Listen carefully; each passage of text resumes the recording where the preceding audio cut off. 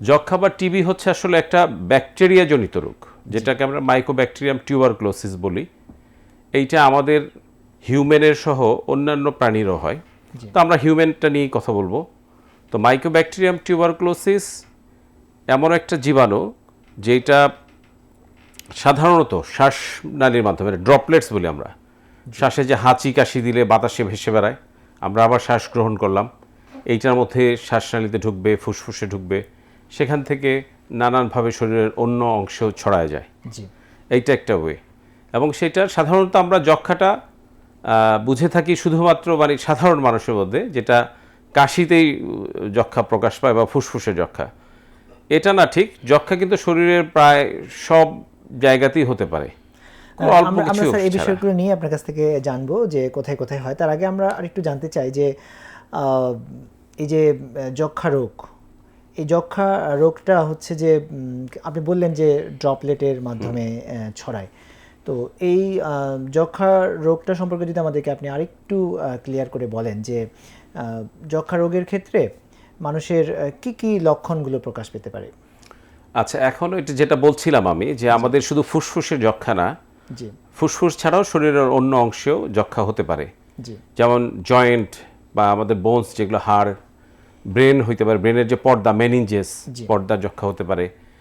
তাছাড়া আমাদের যে অন্ত্র, ক্ষুদ্রান্ত, এর মধ্যে হতে পারে।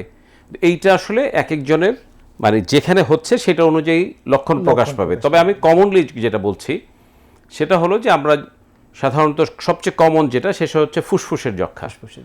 এর প্রধানতম উপসর্গ হচ্ছে কাশি।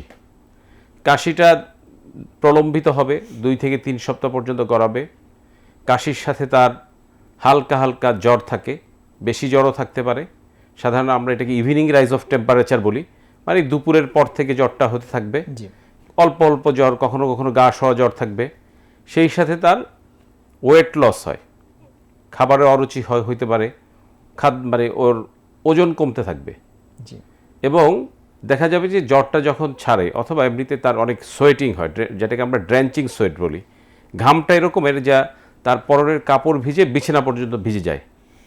তাহলে এইগুলি যদি হয়, কাশি, দীর্ঘ সময় ধরে কাশি হচ্ছে 2 সপ্তাহ বা বেশি, সাথে হালকা জ্বর, বিকেলের দিকে জ্বরটা বেশি হয়, কখনো কখনো বেশি জ্বর হতে পারে, ওজন কমে যাচ্ছে, খাদ্যে অরুচি, ঘাম হচ্ছে, এইগুলো হলে আমরা কমনলি, আবার যদি কাশি যেটা হয়, কাশির সাথে কখনো কখনো রক্ত যায়, সেটা হলে আমরা প্রাথমিকভাবে ধরে নিতে পারি যে এটা একটা যক্ষ্মা হতে পারে।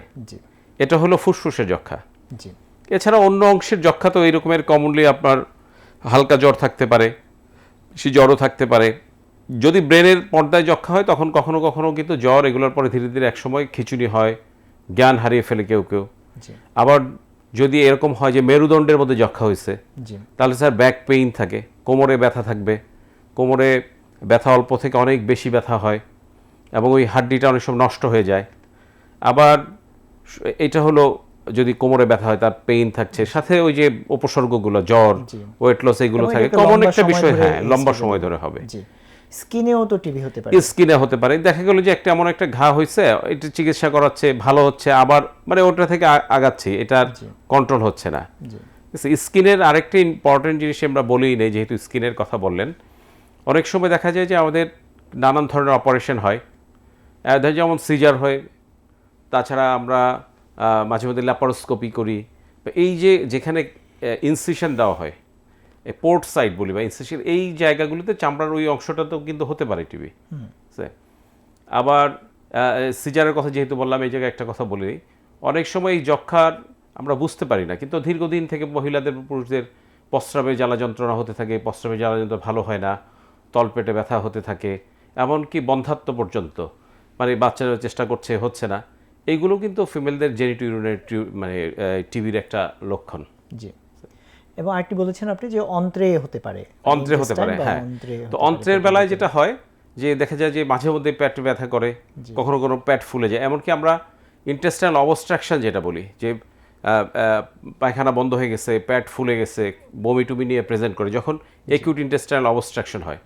ইন্টেস্টাইনাল অবস্ট্রাকশন মানে অর্থাৎ টিবি হয়ে ওখানে খাদ্যনালীটা বন্ধ করে দিয়েছে, তখন এটা হয়। যদি খাদ্যনালী একদম বন্ধ না হয় কমপ্লিটলি, তাছাড়া তখন হয় কখনো কখনো তার কনস্টিপেশন থাকবে, কখনো লুজ মোশন থাকবে, তার পেটে ব্যথা হবে, সাথে হালকা যে জ্বরের কথাটা বললাম, evening rise of temperature, weight loss, appetite loss, এইগুলো থাকে, তাহলে আমরা একটা সাসপিশনের পেটে চাকাও পাওয়া যায়।